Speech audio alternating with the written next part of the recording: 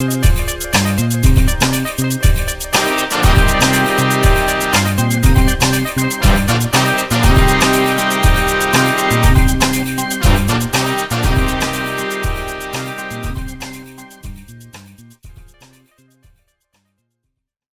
we are with us 2018 Baby Naija housemate X. Teddy. Hey, Yeah, how you doing, bro? I'm doing fine. Can you just tell us more about yourself? You know, most people just the idea they have about you is the Teddy that was in the Big Brother, the ex Big Brother Naija housemate. Can you just tell us more about yourself? My real name is Itokwe Oladipo Adenibunya. Popularly known as Teddy A. I'm from Ondo State. I was born in Lagos, in Ikeja. I grew up in Dallas, Texas. Lover of all things art. I'm an actor, a musician, a model, an entrepreneur, a voiceover artist. So yeah, I mean, I'm doing a lot of things. um, Sports, football precisely, basketball. I'm a father. I have a 6-year-old son, Jaden, Oluwatobi, Dinabunya. Yeah, I'm just chill guy. There's not really nothing much. Some know me as Alpha as well. So the name was gotten from when I was in the Big Brother house. So yeah, Alpha Apparel, Alpha Records, a lot of things. Yeah, Bam Teddy Foundation, Bam Teddy Production. Yeah, there's a whole lot of things. Yeah. I'm talking about Big Brother Nigeria. Mm. The show, you got to see a lot of events and a lot of events unravel at the show last year. Yeah. So what was the experience like for you inside the house? For me, the experience was life changing, very, very life changing.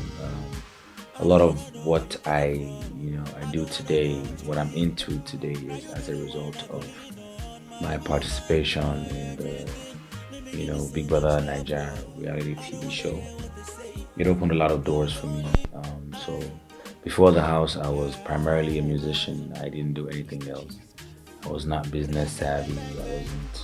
I was doing a little bit of modeling. I wanted to go into acting, but the pay, wasn't really right. And going into the show, provided me the opportunity of showing myself, my talents to a wider audience. And yeah, that has opened a lot of doors for me. Would you prefer music, modeling, or being the Teddy, promoting the Bam Teddy?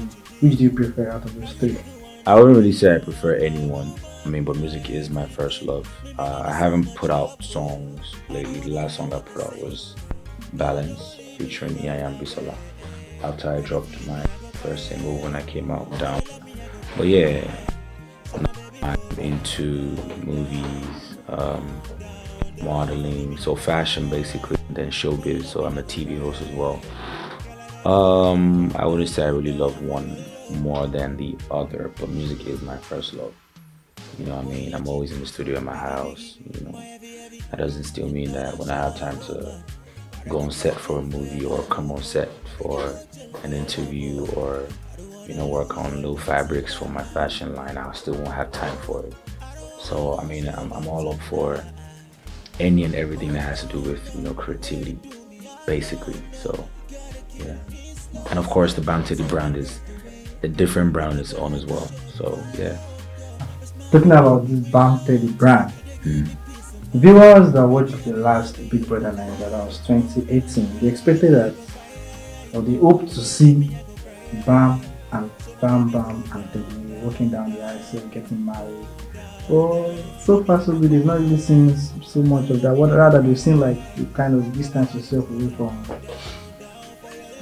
So what really happened? Like, what really happened between the two? I don't understand what you mean by distance myself away from her. That I don't know if you follow social media, but if you're social media, then you need to know. I mean, you No, know the better. fans are hoping to see something come out of it, Something like what? like marriage. Okay. Why I has hear it you. happened? I mean, I don't know. I don't understand how you want me to answer that question, but You have a plan to get married to I mean, I plan to get married. Period. So you guys just wait and see. I usually don't even answer questions about that because that's my private life. You know, what you saw on Big Brother is Big Brother. That was there for you guys to see because we had cameras everywhere. But when it comes to my private life is private. Now, going forward, let's talk about the movie industry. How can the movie industry and the movie and entertainment be used in solving some of the problems right now? I was talking about economical insecurity and other stuff like that. How can entertainment industry come in solving all these issues in the country? The entertainment industry is already solving a few issues when it comes to societal ills. I mean, entertainers, period. I mean, we're a voice, you know. Um, the best way we can do that is by us speaking up, as regards things that we feel shouldn't really be happening in our society. You know, we always say, oh, we don't want the government to do this and do that for us, but the change has to begin with you. So it's not really just about the entertainers. But yeah, the entertainers are like role models for a lot of people. So through our movies, through our music, through our social media posts, through philanthropy, yeah, that's how we, get to speak against, the ills that we see around us. So take for instance the issue of rape that happened recently. So a lot of people came up to speak against it. And thank God for technology now, we get to see a lot of these things unfold right before our very eyes. It's not like these things haven't been happening before. They've been happening way before man even knew what technology was. But at the end of the day, we're doing our best, you know. And of course, sometimes you need to cater to what the people want to listen to. People want to dance, people want to groove, people want to vibe. So, but yeah, that's why people like Falls would always, be one of those guys who's, even though his music is catchy, he's also passing a message. So yeah, we need to find a way to, bridge a gap, you know, um, whereby we're able to bring good music and also passing a meaningful message, across to a wider audience. Oh yeah, biggie biggie, my heavy heavy, international woman. I ready go jail for your love, oh. I ready go jail for your love, oh. I don't wanna lose your love tonight. Oh, I don't wanna lose your love tonight. Now, talking about the current state of the nation where we are in a lot of rape issues coming up in the media space. What do you think should be done or to curb this or to reduce the rate at which men, not just men, I mean women, are being raped? Because we are here of cases that the man saying he was raped by his woman. It's not only the woman that can get raped. So what do you think can be done to curb the rate at which this is happening? And what do you think the rape victims can do instead of just staying quiet? What would be the advice to them? Well, I mean, you said it, the first thing is to speak out, first of all.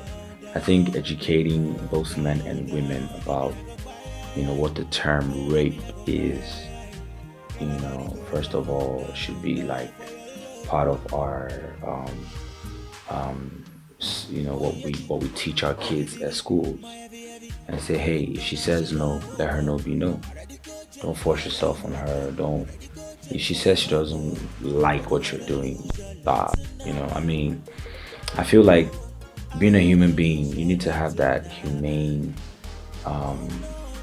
way of thinking and saying, you know what, this person doesn't want me to go there. I need to stop what I'm doing. So at the end of the day, we just gotta understand that, it's sometimes about how a lot of people are brought up, you know, even domestic violence. You see some guys hit their girls and they feel like, oh, a man is supposed to hit a woman. just because their friends do it, or he saw his dad doing it to his moms when he was growing up. So at the end of the day, it's about self-education, and it's about, us educating our kids, because a lot of these men are grown men, and it's just sad that, it's the society is where it is today. I'm not here to educate anyone, but first things first, if a woman says no, no means no. If a man says no, no means no.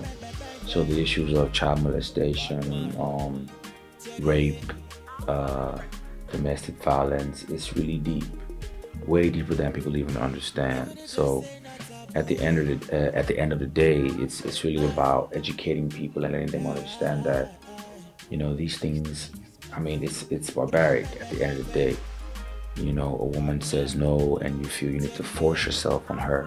A man says no, and you need to force yourself on him because you feel it's your right. For me, that's a no-no. And sometimes it's not. No matter how much we speak, some people will still do it because that's just how they are. I think we just need to add this into our institution, actually. I'm saying? If you rape anyone, you need to go to jail. You need to pay and do the time. But I don't care who you are. No matter how influential, no matter how religious, no matter how, much, how high up you are in the hierarchy, you need to pay. These people have to pay. So yeah, it's sad, but at the end of the day, we just need to start educating people from our kids to the grown-ups. Everyone needs to be educated about the ills of and the mental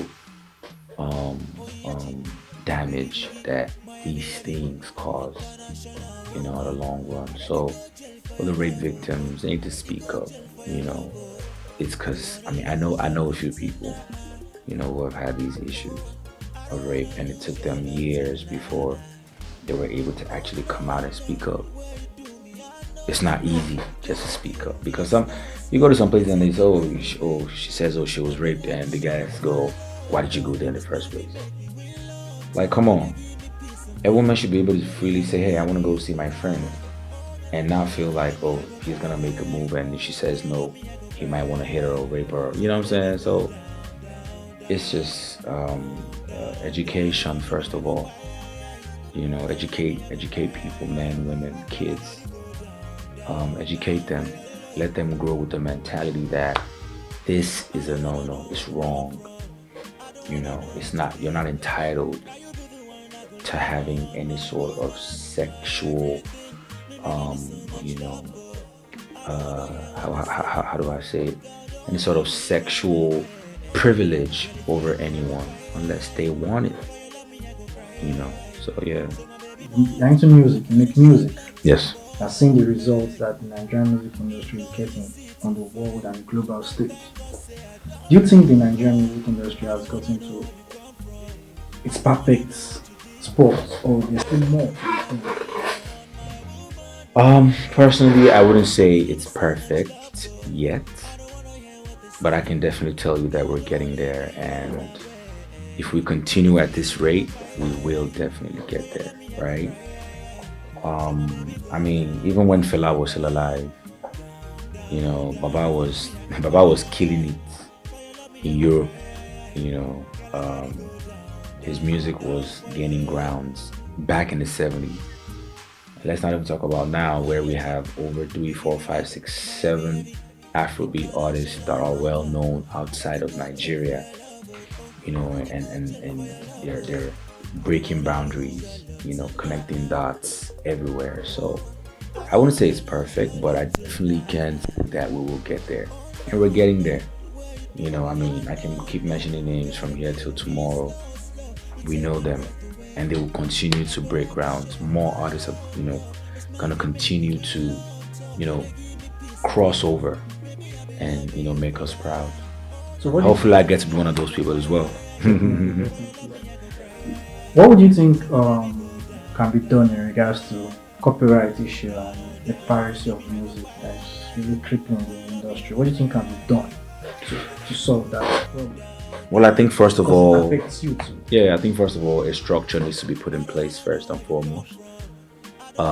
Once we have that structure, whereby the consumer knows that buying music from this guy on the road is against the policy of music in general. We have a platform where once an artist drops his song, it goes on this and that platform, and they're gonna make money off of it. That way, the artist doesn't care if anyone is pirating anything, right? So no matter how much you pirate the songs and sell on the side of the road, this guy that dropped his song yesterday already has registered this song with this body. We already have that in Nigeria, but then it's not as structured as countries like America or Jamaica, for instance, right? So yeah, at the end of the day, it's structure that really matters. Even though once the song is copywritten, anywhere the song is played is taken off. Anywhere the song is played is taken off. When the artist's songs get played at the store, at the mall, at the gym, at the club, on radio, on TV, he gets paid. So he doesn't really care about any pirates, because we can't chase them away. That's the honest truth. They will continue to sell, right? Once they download that song off the internet, you already paid. So once they download the song off the internet, they distribute the song. It helps you blow too, because it's in the streets, Yeah, right? that's what the notion most upcoming artists. Yes, but at the end of the day, if there is no other platform for the pirates to download the music from, if it's just one sole platform that everyone goes to pick up the song, the artist is already paid, so he doesn't care. No matter how much CDs you sell on the streets, he's getting his money. Are you for it? Yes. So how would you describe the kind of music you make? I call it Afrofusion, so it's a fusion of everything. So R&B, pop, reggae, dancehall, R&B, yeah, Afrofusion. That's what I call my sound. Wow, we're into the second half of 2019. What are your plans for the year? My plans, man, is just to keep growing as a brand. Teddy A, Alpha, you know what I'm saying? So at the end of the day, I'm definitely gonna drop a song pretty soon. I mean, I have songs lined up. Keep doing movies, keep appearing in movies, blockbuster movies. Keep walking the runways, in Africa and beyond. If God says that's where we're going, expand my businesses, my cleaning business, my fashion line, my movie production company. Yeah, just keep growing, and then as an individual, Tokwe Teddy Adenibuyon, Tokwe Oladipo Adenibuyon, keep growing as a TV host, just everything, man. I mean, I'm a full package, you understand? So it's not just one thing I'm looking at. So yeah, growth is what I'm praying for, more grace. How do you feel being a father, and what lessons that taught you? I mean, like I always say, man, being a father, being a parent is a blessing, to anyone. Any father who or mother who has a child understands that a child is a blessing. Your life changes. You start to hustle for two. You see life differently. You see things differently. So yeah, that's exactly what my son Jaden brought to my life, man. The moment he was born, I got signed. I came back to Nigeria for the first time. I shot my first official video. Everything has changed, But yeah. There's this notion that most guys that travel to South Africa, countries like South Africa, Malaysia, there's this notion that they want to do some kind of maybe they have to partake in cybercrime and all that. What's your take on the issue of cybercrime in the country currently going on? Cybercrime. Popularly known as. Bro, I don't have anything to say about cybercrime. To each his own, man. Oh. It's whatever, I'm saying. If you feel like that's the way for you to go right ahead. If you feel like your conscience is happy with what you're doing, just do your thing, man. I really don't have anything to say, because I mean, everybody knows me, man. I don't really sin, you understand? I don't care for it, you know what I'm saying? At the end of the day, as long as everybody's eating, as long as everybody's fine, as long as your conscience can carry what you're doing. My brother or sister. You already know what it is. It's your boy Teddy A, aka Alpha. Keep watching Sahara TV. Don't touch it. Cheap.